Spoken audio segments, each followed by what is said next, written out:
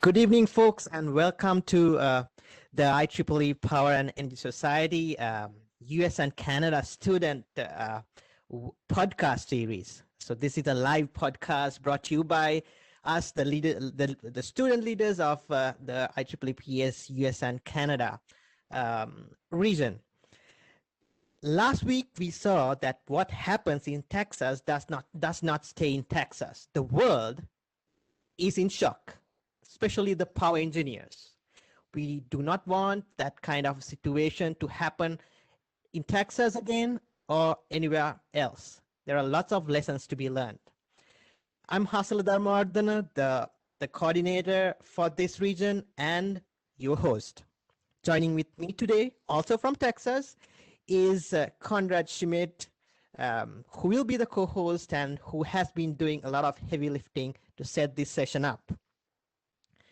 Our guest speaker is someone who needs no introduction, a very special guest. She is a subject matter expert on system reliability, power system reliability. She is Dr. Jessica Bian.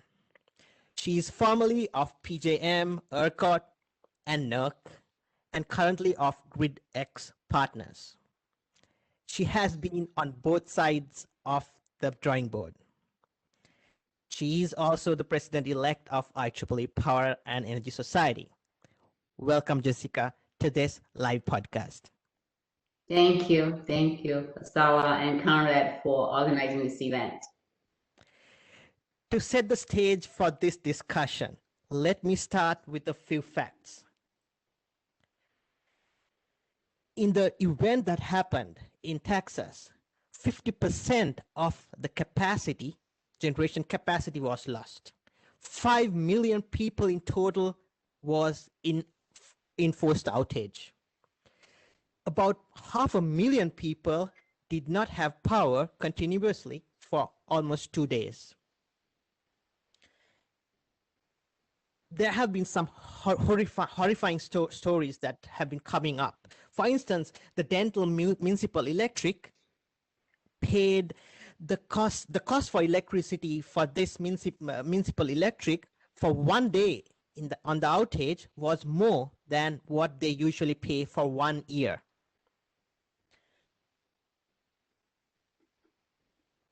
The event showed us a lot of interdependencies that we do not consider. For instance, the connection between water and power, the auxiliary systems of the water for cooling got iced over, and it caused outage in our fossil fuel and nuclear power plants. Gas power nexus, where gas wells were frozen, so no supply declined. Now, on the other hand, the power requirement for heating increased exponentially, but then in the power plants, the auxiliary fuel heating failed because they were not designed to heat the gas to the required temperature. That's a design failure. And then there was competition with other sources. For gas, a lot of the industrial requirement increased, and then the gas generators did not have power, did not have enough supply. So again, generation was affected. There was even cyber issues where the software that ERCOT used glitched. It was such a day for everybody involved. All right, so given that context, what we would like to do is to see how this system is run, how it's designed, how it's operated in Texas. That will be our first part of the discussion, and then we will move on into getting the views of Jessica with her hat as part of ERCOT, as part of NERC, and now as a consultant. What she thinks what would be done, what could be done to in this kind of scenario to get to a better place. There's no one better that I can think of. We have been talking about this, but a lot of people have been talking about this, but she has been there. So she's the best person to talk about this. And I'd love to hear her views on this. And finally, we will get into Q&A, which will be hosted and moderated by our co-host, Conrad. All right, saying that, let me go to the first question. So, Jessica, they say that the US continental power grid is the biggest or the largest man-made machine on Earth. Is this one synchronous grid, or what is the structure? Good question. Thank you. So I wanted to, before I start, I want to have a disclaimer because I came from regulator side, right? You know, I love this kind of fancy, the nice words. Is the view that I expressed here do not represent PES or any other organization. Those are my view. And enjoy ourselves. So good day, everyone. And if you have any questions, please go to the Q&A box, right? And then, so let me strictly go to this chart. So we have 4 asynchronous interconnections in North America. So that includes North America, includes small part of Mexico, entire 48, lower 48 states, USA, and then Canada. So here you see 4 interconnections. Of course, you heard ERCOT or Texas interconnection for the last week and even this week. And then we also have a Quebec, which is kind of like Texas, big. They're on their own, they have their own culture, and they have their rich hydro system. They're more than 95% their resources are hydro. Abundant resources there. And then we also have a west interconnection, which is west of Rocky Mountains, physically Rocky Mountains. And then the east of Rocky Mountains, we call that eastern interconnection. And they all running on 50 hertz, like our pulse rate, right? Everyone, our heart is pumping, and all these 4 interconnections, they are running on 50 hertz. I assume we all heard from our circuit classes what the frequencies are. So 50 hertz, like our heart rate, like our pulse rate, but they're not running together. Like east interconnection is twice of the west interconnection, and they are running together. So all the machines, every if you measure the voltage and current, the wave, you'll see that 50 hertz. And then if you go to the western connection or ERCOT or Quebec, it would be the same thing. Does that answer your question? 4. Yes, it does. All right, so let's move on to the next question. So I would like to start with transmission and focus on the Texas system. Because transmission is the enabler for generation. So who decides what the transmission network should be? How is it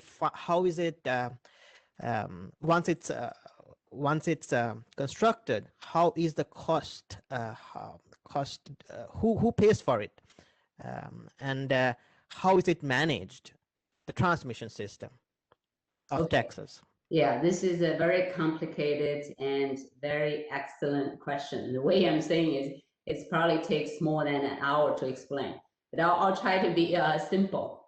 Overall, if it's interstate, let's say like in the eastern interconnection between, let's say Ohio, right, state of Ohio, and ship the power to New York State, to New York City, that is governed by Federal Energy Regulatory Commission, or FERC, because it's interstate commerce. That's where federal regulators come in.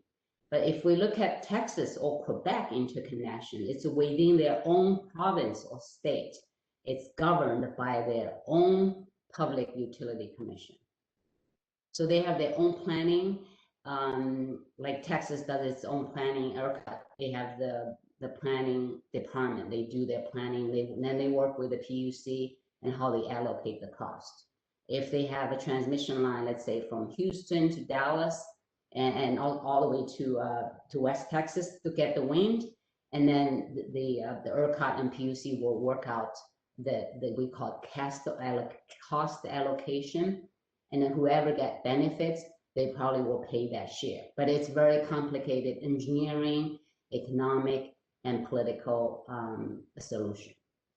So that's why it goes to PUC. If you look into any regulatory body, they have lots of lawyers and plus accountants, plus economists, so they can look at the dollars, and they also have some engineers. We look at the numbers, right? So all I say is the lawyers look at the words, see if they have the law, can give them that authority to do it. And then economists come in, they look at the dollars, like your question, who's gonna pay for it? They come in to help solve that puzzle. Then we engineer come in and look at, okay, whatever the line is being proposed, see if that makes sense. We run all the power flows, right? You know, optimize it and see what's the cost, see if we can resolve, see if we can get all the interconnection requests covered. So 3, it's a perfect marriage, okay? We have economists, we have engineers, we have lawyers come together and work together to decide how and where transmission will be built, who's going to pay for it, and how much. Thank you, Jessica. All right, so a lot of discussion has been going on. Many people have been pointing that if the Texas interconnect was connected synchronously to the other interconnects, that we would they would probably have had enough power. But my question is, what if they decided they decided to go across the state line? What is the process different in that sense, apart from the fact that it's FERC who does all the regulation? Yeah, good question. So Texas right now, I think they have 4 or 5 DC ties with the East interconnection, totaling about 1,100 megawatts. So they can get in and out. They can sell through these ties, and they also can buy through these DC ties. And I think 2 of them connects to Mexico, and 3 of them goes to the Eastern interconnection. There's no interconnection with no ties with the Western interconnections yet. So that's where they can have emergency, not only just the regular sales or buy, and they also can have emergency, we call emergency assistance, especially during the last week's events. So it would help. All right, so that brings us to generation. So what is the structure of the generation system in ERCOT? So I have heard many terms like day-ahead market, capacity market, ancillary markets, and a lot of terms.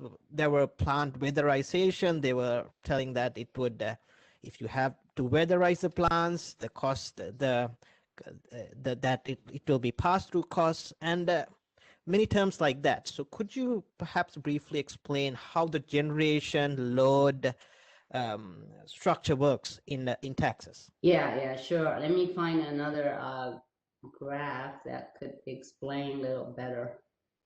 So this one. So before we get into this market, and originally when let's think about our culture here, right? So who wants to have more regulation? Nobody wants, right? That's a red tape, bureaucrats, and then takes long time to get and all that. And so nobody wants. So that's why the goal is to have less regulation and also reduce the cost. So at the very beginning, there's nothing. There's no PUCs, no FERC. However, when one of the hydro dam collapsed about 100 years ago, and it killed, the flood killed more than 2,000 people. So the folks went to their state representatives and went to US Congress, said we have to get these bad guys, pick these bad guys out so that these type of events will never happen again. So that's where the that's where the prior body of the FERC started. It started like 100 years ago. Of course, then PUC started. So that's where the only tiny part of regulation is to regulate hydro safety. And now I want to, before I go there, so I think I have one more. So here's some reliability history, the key. So we're talking about the rolling blackouts. Actually, it's not the worst. The worst blackouts is what I shown here on the screen. So 65, we had cascading failure. It's like you can't even control, right? Rolling blackouts, yeah, maybe this feeder, I can have it. These community, I can keep it, keep the lights on. The other community, they're not essential. They don't have a hospital. Then I can just kind of keep them off the grid for a while, for a few hours. But the worst is cascading failure. There's nothing you can do. Everything just goes off and went to dark. That's what we call cascading failures, one of the evils. And that's what happened 65, 77, and 2003. And there's no regulation before 2003, even though the industry did something. They formed the NERC. They also had some policies, but those are voluntary policies. So after 2003 blackouts, that was part of East Interconnection. So U.S. Congress said, enough, you guys, you cannot, the industry cannot self-regulate themselves. We have to come up with some regulation. Remember I said it was very small, only hydro, right, safety and other things. Now, when the 2003 cascading failure happened, and U.S. Congress came up with a regulation says we need mandate industry to comply with the reliability standards. That's when the regulation came out. So normally it takes some disasters to have, because lawyers, they collect evidence, right? If there's no record, they cannot come up with informed or right regulation. It may kind of make sense, right? I don't want to have a regulation have no basis at all. So this particular event last week gave regulator a base, says, hey, look, let's look at the costs. It's going to be more than $1 billion, right, for the entire public. Let's see, can we build more transmission lines? Can we ask the generators to do more, especially before the winter? And let's see what the cost is. And to begin with, before all these, the only thing the Congress gave it to, or even the PUC wanted to do, is provide affordable and reliable electricity. Only two words, affordable and reliable. There's no resiliency. It's not part of the money that we're paying to electric company every month. Resiliency is not required. Of course, now we have climate change and other things, but when we started, it was only affordability and reliability. And if you look at Texas rate, they're very low compared with the Eastern, compared with where I am. So yeah. Does that explain? Yes, it does. So let me go into the market aspect. Would you be open to discussing some of the points on the market? Right. So okay, yeah. So that was your original question. Let me see if I can find that thing here. Yeah, I have a, so in order, so remember two goals, right? Two objectives. One is affordable, another one is reliable. All right, so affordable, so how we can do affordable? Think about if you're an economist, not engineer. Engineer wanted to have coolest gadgets, right, for the grid, right? You play with it and faster and all that. But economists look at the dollar signs. So they said, oh, let's have open the whole the energy market. So have the competition. It's like we have Netflix, where we have HBO. Those are the open up the trend. So it's not just Comcast provided content, or not just these three like CBS, ABC provided content. Everybody can provide the content if we have a good grid, right? If we have a good transmission distribution, everybody provide content. It's like you have a highways and byways. Everybody can drive your car and do whatever. It's a content. It's once you have the good infrastructure and you want to open it up, and that's what the FERC did. They started open up the transmission. Let's see, in 1996. So they had Order 888. So then they formed the first ISO. It was a PJM. Then you can tell that North America, we have these many markets. And some of them they don't have. For instance, the southern part of the country, like Florida, we don't have a markets. Like Colorado, we don't have a markets. But the ones that we do, we labeled it here, so you can see these are the places they have a market. So the folks can bid in. They have a day ahead in real time. And ancillary service is something we have to pay. That includes Black Star. That includes a regulation, spinning reserve, and all that voltage control, a reactive support, and all that. All those are considered as reliability service. Everybody pays it. And if you have a market, of course, where you can, but for reactive support, there's, I mean, no one right now has a reactive market. So we just pay, let's say whatever the cost is, everybody pays part of it. And then they had, you bid in, there's a, and then the real time, there's energy, there's a deviation, they settle. So that these are the markets then open up so that all the resources, wind and traditional gas, nuclear, they all come in. And then these market operators like ERCOT or PJM, they run the market, do the optimization, whoever provides the least cost for that energy or for that ancillary services, and they will be selected. And then regulator comes in and says, oh, you can't, we have to have a ceiling price. That's why you see the 9,000 megawatt that was set by the ERCOT, by the Texas PUC. Okay. Every market has a different ceiling price. Perfect. Thank you, Jessica. So this leads to the question about what's different in ERCOT. And I find that CAISO has something common with ERCOT. Firstly, they don't want to go across the borders because they too do not want federal oversight, which on the reasoning is different from ERCOT. But they do not have a capacity market, if I'm not correct. I'm not sure if I'm correct on this. So yes, so they do not have a capacity market, whereas the ERCOT also does not have a capacity market.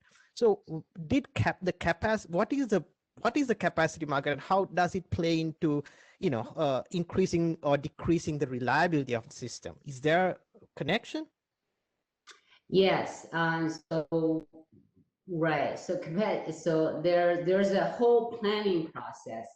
Try to make sure that let's say you have 100 megawatts of load. You want to make sure in the summertime, like peak time or winter time, you have more than 100, let's say 110 or 120 megawatts, right? Just in case there's some forced outage, so that you can always meet the demand.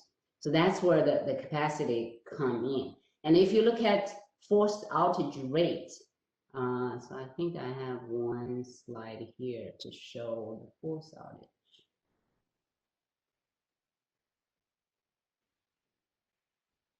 Let's see, I'm looking at, so the PJM, so the cold weather events, I like the topic of this, this talk is that whatever happened in Texas doesn't stay in Texas. And we've seen these polar vortex, extreme cold weather event, not just only in Texas. We've seen that at PJM, SPP, and New England area. So in 2014, PJM, same thing. They had a 22% of forced outage. And then they also, well, they had a capacity market. And so they didn't have the rolling blackout, was very close. They also declared the energy emergency alert. So what they did is they implemented new capacity performance. They gave the credit, the pay, the generators that they can perform. They can, let's say when the energy is getting tight, the PJM operator or ERCOT, they can call units. There's no market, there's no optimization anymore. I just need you to come on, whatever the cost, as long as it's under the ceiling price, I want you. So when they call and they will perform, then they will get extra payment to kind of get the reward. But if you get into their market, if I call you, you say, I don't have a gas, or my pipeline is frozen, I cannot perform, and they will pay the penalties, what generally will pay penalty. The PJM implemented that in 2016, and the similar event happened in 2018 in PJM area. Their forced outage was reduced significantly to 12%. So you can see this performance capacity program actually worked. And the New England area implemented the same thing. It's called performance, pay for performance program. So that's we don't have to have capacity market, as long as you have some the signal to saying if you perform, you get paid. If you don't, I'm going to penalize you, and that could work as well. But in ERCOT, there's no such performance-based program at this point. Thank you, Jessica. So just to think about it, let's say I have a 50 megawatt generator, and let's say 100 megawatt generator, and I bid into the day ahead market with 50 megawatts. And then if I cannot deliver that price, then I will have to pay the market price for that 50 megawatts, right? Right. And then so that's the energy market. So if we have and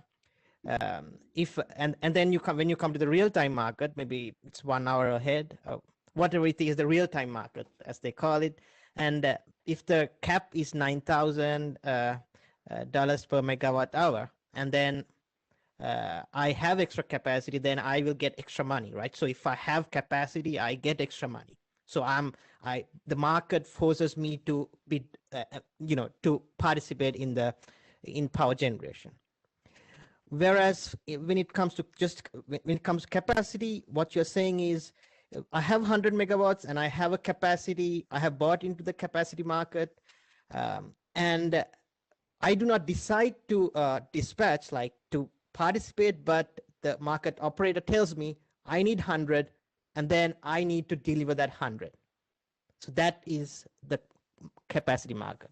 Was my characterization? Right. So the capacity market is like I said, if my load forecast says I'm gonna hit 100 megawatts, right? So I need 100. I mean, normally you want to have 15% reserve. So you would say I need 115 megawatts capacity to cover, just in case there's some. Normally the forced outage rate is 7%.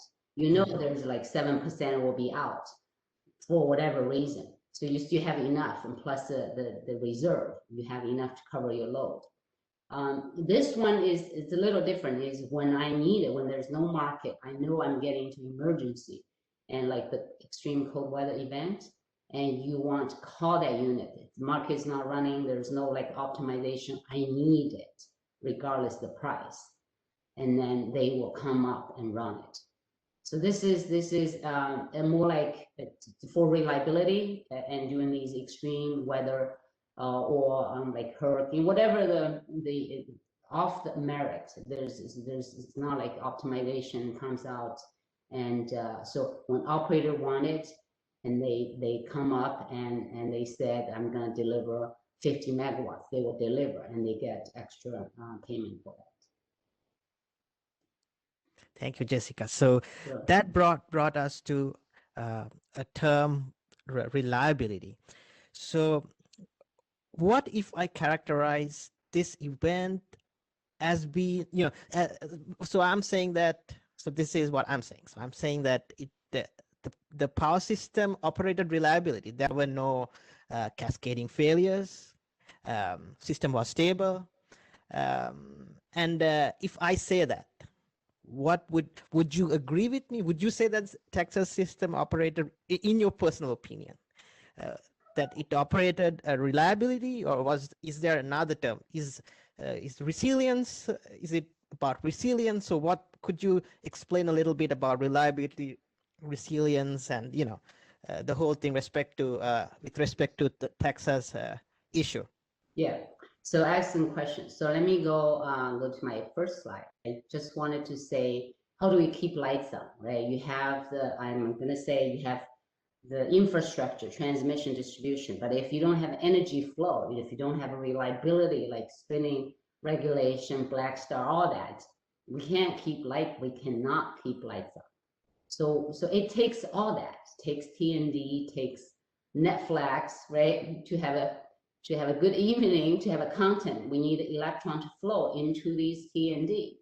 And so that's why it takes all of us. It takes the whole village, a whole team, all stakeholders coming in. That will keep lights on, not just the transmission, not just the ERCOT or PJM.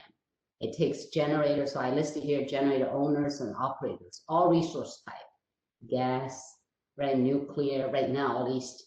And then it takes T&D, planning, we have to maintain it, and then we have to have the market, right? This market is like I said, is for efficiency, so we can keep costs low. And there's a standards organization, like I said earlier, because those three kind of evil blackouts, we call evil blackouts. So, I mean, Congress had to do something, so we have the standards. Of course, IEEE has some equipment standards as well. And then the regulators and users, I mean, each of us play a role, right? You can set your thermostats, you can look at your the on and off peak rates and decide what to do. So there's energy efficiency associations and investor. I mean, right now we have lots of entrepreneurs or startups and try to come up with a different disruptive technology that come into play. So all that play a role. So so in order to say, okay, what are the, I mean, from reliability point of view, we need everyone kind of seamlessly work together, right? We need the regulators because they are looking at the big picture and they can get the cost. They can look at who's going to pay for what reasonably well, right? And then so that and we also need the standards. So that's why it takes. So it's not a simple kind of question or solution that we know, yeah, we're going to solve this tomorrow. And also, if why we get to this point, I mean, just think about it. The industry started about 130 years ago, right? We have Thomas Edison built the first commercial power plant in 1882. But only the folks, the rich, the stockbroker in New York City, they were able to consume the electricity because they have the money. But then most of the folks, they cannot. So Edison actually filed a bankruptcy. So he couldn't make any money, even though he has the best product, right, at the time. So Samuel Insull, this fellow, and he just can't believe that with this kind of best product they have, I mean, we're losing money. He worked with Edison together. So he moved to Chicago and starts his own electricity company. But still, he's trying to find a commercial way how to make this work. And one time he went back to England and he saw a stamp rate, like postal service stamp rate. You know, it's flat, right? If you mail your first class, it's 50 cents right now, 50 cents. And he saw that. He said, well, maybe that's the model I should try. So he came back, he talked to Chicago city, the regulators. They said, yeah, sure. So what he said, if you can guarantee me, let's say 10% revenue or profit, I'm willing to kind of have everyone in the city to get electricity. So that's how they started. The model is the same thing. Everyone pays the same flat rate, like postage stamp, and then and collect more than 10% its cost. So they keep the 10% as their profit. So they keep them flow, and then everybody enjoys electricity. That business model continued until today. So that's why we need all of you young folks, the students, the researchers come up with a new things, like work with the regulators, work with economists to see if we can have a new business models attract the consumers coming into play instead of just flat stamp rate. That's what we have been doing. So it goes to your question is that because of this, right? It's like one way instead of two-way, multi-way. So we kind of been stuck in right here. We have not been moving into. We've been thinking a lot, like California, New York, and a lot of states have been thinking about. So I think this is the wonderful time for us to kind of think how we got here and where do we go. So another, I mean, to answer your question is we have to understand what happened in ERCOT last week, and to wanted to know where we're going, we have to look at science and technology. 130 years ago, where we have great scientists like Edison, and they gave us, they invented electricity, but because of the regional differences, like Texas, Quebec, and their culture is different, and their politics, regulatory, they consider a lot of things. So that's how we kind of got where we are today. It's like we understand ourselves, why I'm listening today's talk, why I'm taking the classes that I on the electricity side, why I'm doing my research. So this is the same thing. It's we didn't get here like overnight. We got here through many years, many folks. So I hope that answers your question. It does. Thank you, Jessica. With that, I'm going to hand over to our moderator for Q&A. I believe we have audio and video on for our participants as well, for your feedback, Perfect. for your comments, and we do have a lot of questions on the chat as well. But this is a very casual, very friendly discussion, just to get you guys involved and to get our experts connected with you. So feel free, all questions are welcome. Over to you, Conrad. Okay, perfect. Yeah, we already have some questions in the chat. I will start with them, but if you'd like to make a question like with audio, just like raise your hand and I can provide you the audio and you can just make the question. So the first one is resilience now a mandate? Does it mean utilities have to invest more money into analyzing and installing more infrastructure? Does it mean our bills go up?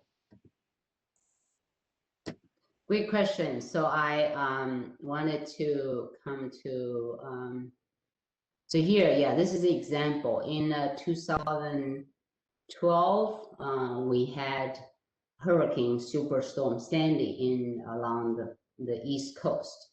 So my house did not have electricity for 7 days. This is another kind of weather-related events. What I want to say is that, go back to your question. So here's what we're thinking, right? All think about the future grids. We have the clean.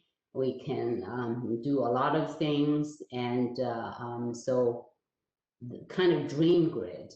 So besides reliability, affordability, should we consider resilience and flexibility, because we wanted to add all the resources like DERs and everything to it. It's like I already have a personality, the current T&D structure, current business model, current culture. Now you want me to change my personality, adding resiliency, flexibility, other nice features into it. It takes time because we have to rewire the grid. We have to rebuild, kind of clean up and add all kinds of sensors, digitize, AIs, everything, so that we can change kind of DNA of the grid, so that we can do everything what we dreamed about. Does that help? Perfect. Yeah, thank you. We have a guest here, Mohan, and he wants to make a question with the audio. So I'll just enable the audio, and now you can speak. Yes, hello. Thank you, Jessica. Thank you for the hosts for all the information. I would like to ask a few elaboration on the capacity market. So from my understanding that this is a long-term market where it's a year or 2 or even 3 years before the actual dispatch. But my question is, so as an owner of this capacity, what are my obligations and what are my rights? Do I participate in the market in the day ahead? Let's assume that I'm right now at the day ahead and I have this capacity, which I already participated in the capacity market. What can I do with it? Well, I hope my question is clear. Yeah, that's a good question. So there are a few ISOs. The markets, they have the capacity market, because we don't have, and if you read some of their filings, they have a different rules, because like I said, there's the regional differences, their resource mix are different. So they have a different market rules. I'm not a market expert. I know they have, like PJM, they have a kind of 3-year market capacity, and how they bid in, what are the requirements, I don't know the specifics. And the New York ISO and ISO New England, they have the capacity market as well.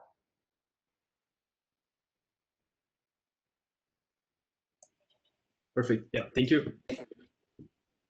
We have another guest here. Bala would like to make a question. Hey, thank you. Hey, Jessica, thank you so much for answering the question about residue.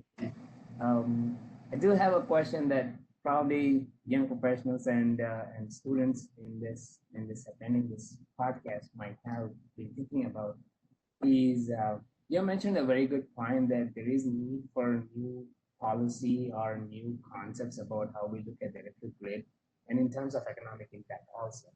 So for students who are looking to pursue graduate studies, or people who are already in the industry but want to go back to school and do something more on MBA side or something like that on business, what would be a good path for them to get into policy, energy policy, or more into how they can work with the utilities to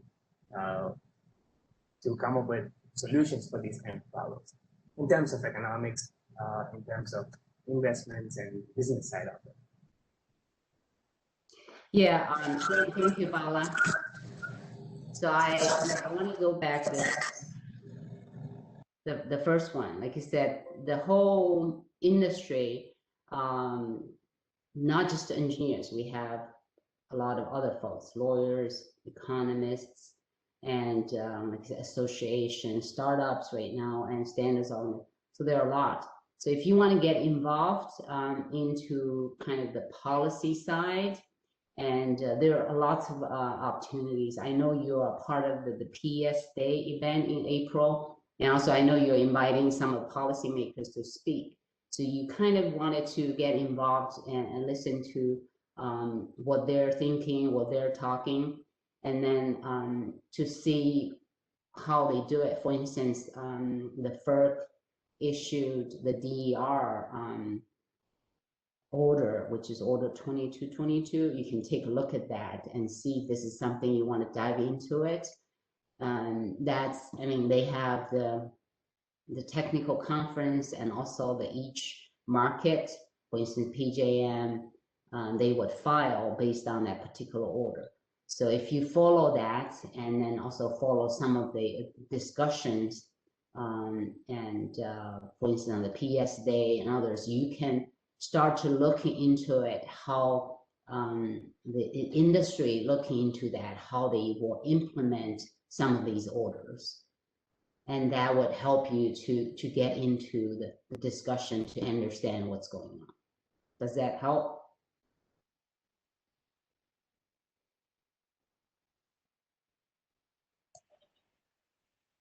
Perfect. Yeah. Thank you very much, Jessica. We have another question in the chat.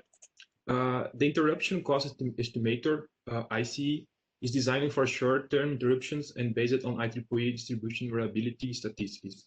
Can IEEE encourage an extended outage cost calculator applicable for the bulk electrical grid and outages for many 10 to 20 days? Okay, if I understand correctly, we're thinking the outage rate right? Is it generator outage rate? Are we thinking can be? Yeah, the question is just like well, a second. It's like, can IEEE encourage an extended outage cost calculator applicable for the bulk electrical grid and outages for many days, like 10 or 20 days? Yeah, okay. So let me see. So there are different. I think they're different. The data collection database for different, like let's say wind, what's the outage rate, right? Gas and the different database can tell you historically what's the average for different season. What's their mean downtime and all that. And once you have that, I think NERC published those numbers as well, and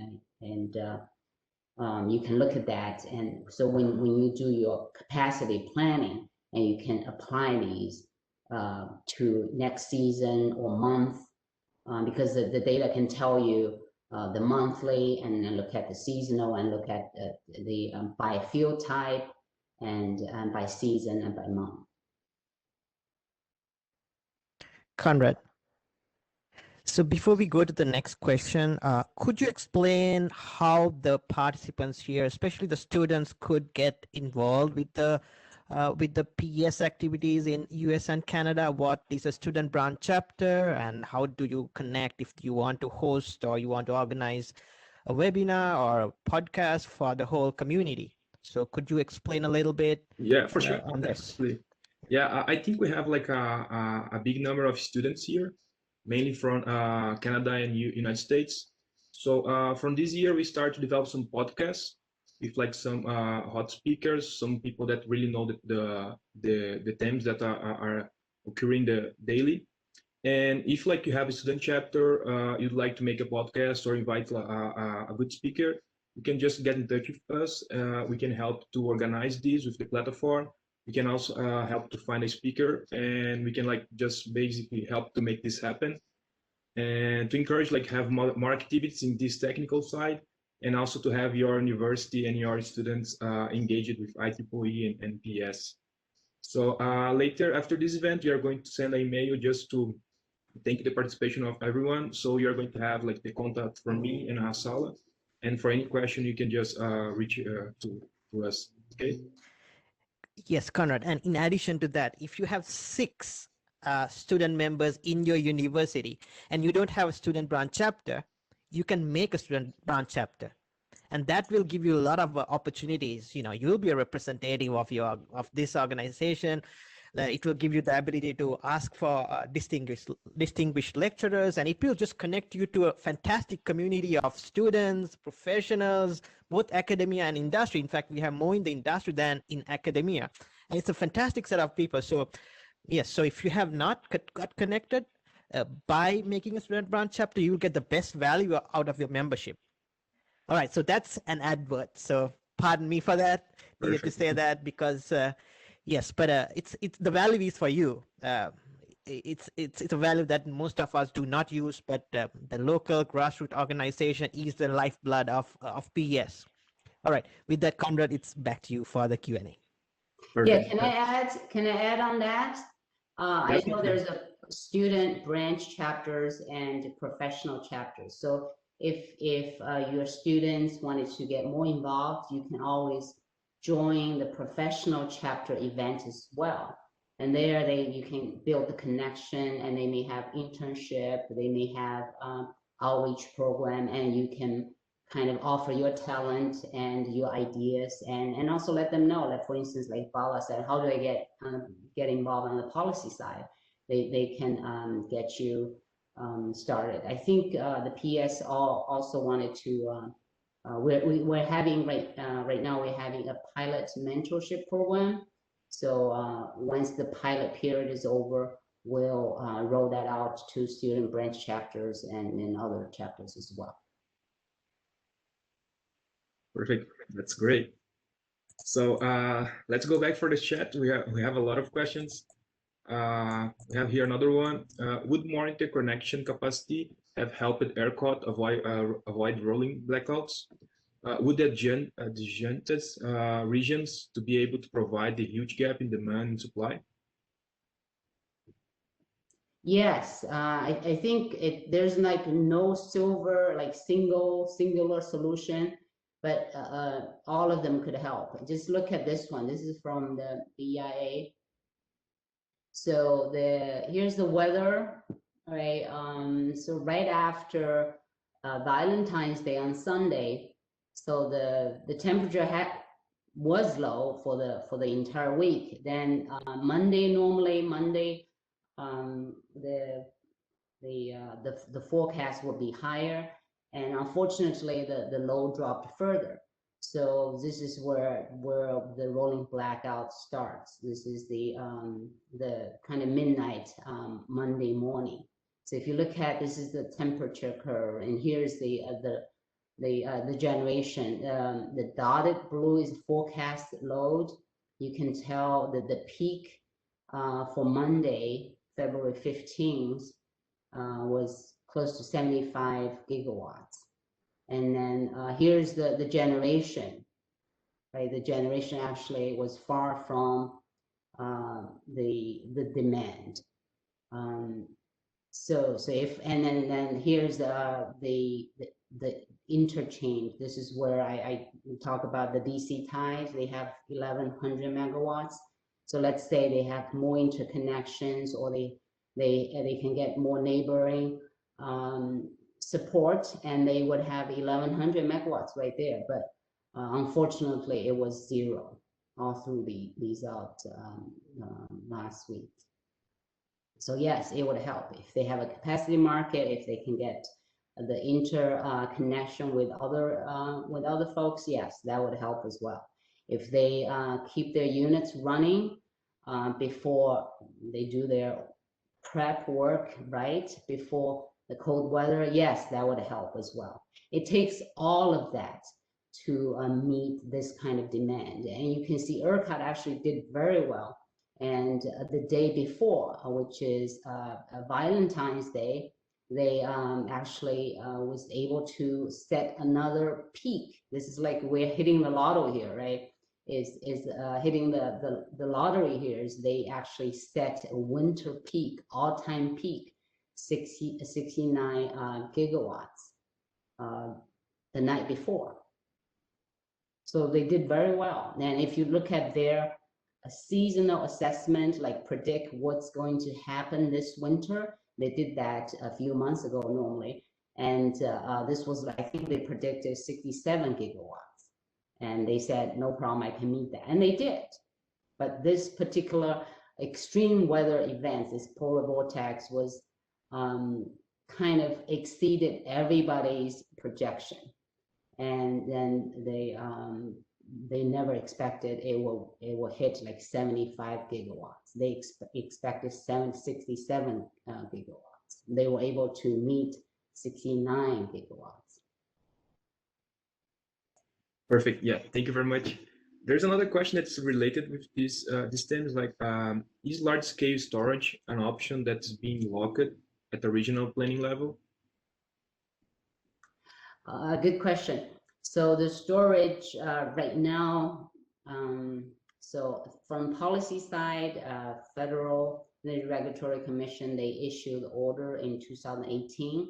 So they require all the market operators to accommodate the energy storage into their, it's like I treat the energy storage as another resources. And it's a separate, it's not like I'm modeling as the opposite of load, or it has to be a model as energy storage with all its characteristics. So I think it's getting there, but however, the cost at a larger utility scale, the cost is still very high. So we haven't seen a lot, but we do see a lot of mandates from California PUC and New York and state regulators, and try to say a mandate, let's say 500 megawatts, we have to do it statewide, we have to implement these storage. So you see more and more with more large scale that come into the system, the cost will go down. But right now, there's still a lot of we haven't seen a big scale like, for instance, like gas units, right? Like solar and wind, and cost is still very high compared with these resources. Perfect. Thank you. I think we can go for another question. Do you think it's time to customers to build their own community microgrids, household battery packs to prevent from going through extended outage in future? Well, sure. I mean, I would say you have to look at what's out there. I think the California, they have tried a lot. I think what they find out is that, yeah, you can get a power wall and maybe a couple of them.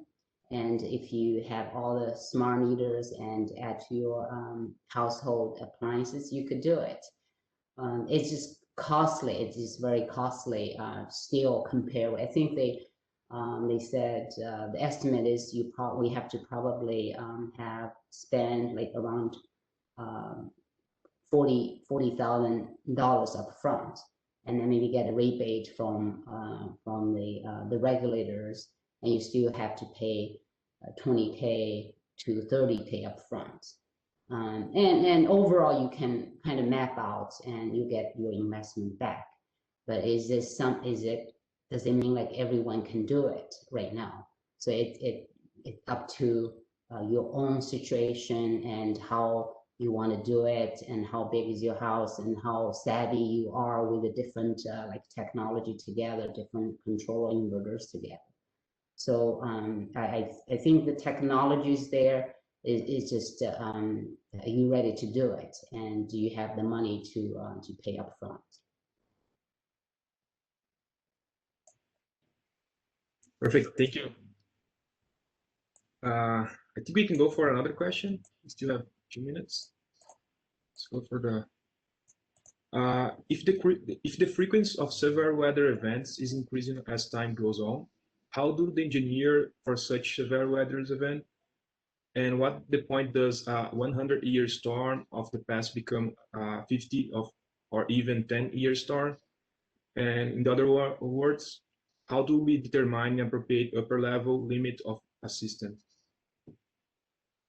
Yeah, if I understand the question correctly, is yes. I think we are trying to, like I said, this is we've seen more and more extreme weather events.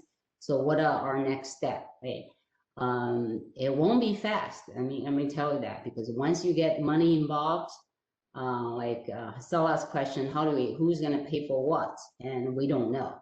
So it's going to be a long debate before we can figure that out. And before we see more events, and we probably will not figure out the cost. Now we have more and more events, we can figure out the cost, like this one.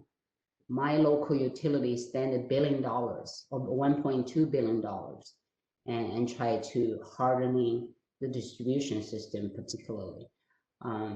So it depends. Once we figure out what are the reasonable costs, what we have to do, and to prevent from these disasters happening again, I think we can get into the regulation and get into your bill. So you're not going to have a shock that I'm going to pay $10,000 like some of the Texans right now. They see the folks. You see gradually, and it will be acceptable to everyone, and also you see increase the resilience over time.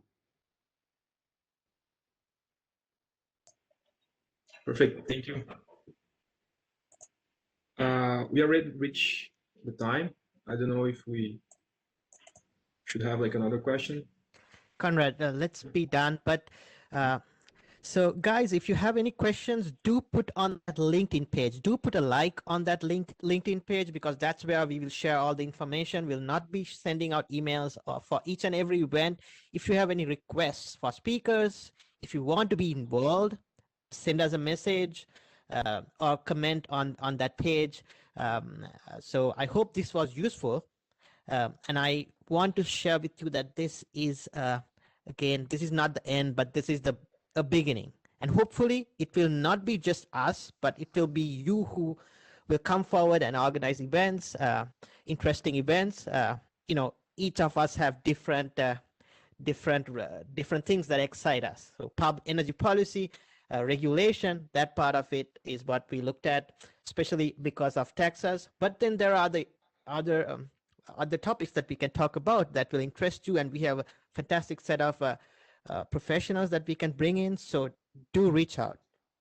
Saying that, I'm going to say that we are really appreciative of you taking your evening and spending almost 1 hour with us, more than 1 hour with us. Jessica, thank you so much for all you do, for sharing your time, but also for all the volunteering activities that you do on behalf of our profession, by being a leader in the Power and Energy Society. Yes, so that is the end. So keep in touch, and I hope you guys have a great evening. Thank you, comrades. And Sala, I know you've organized the PS Day, so this April, Bala and Shantali, they are organizing PS Day as well. So we have other policymakers, if you are interested in policymaker regulations, of course, our regulated, the regular technical programs. So please join us. You can find more at this website. And I also like what you are doing, right? If we want to see the change, we have to be the change first. So I put Gandhi's words here: be the change that you wish to see in the world. So that's how we get started. Well, thank you, everyone. Be well. Perfect. Thank you. Thank you very much. I just like to invite Jessica and Hasala to take a screenshot just for recording of the event. Okay. So 3, 2, 1. Perfect. Yeah, I just saved here. Thank you very much. Thank you, Jessica. Thank you for your time. Okay, stay well. Okay, take care all. Have a good night.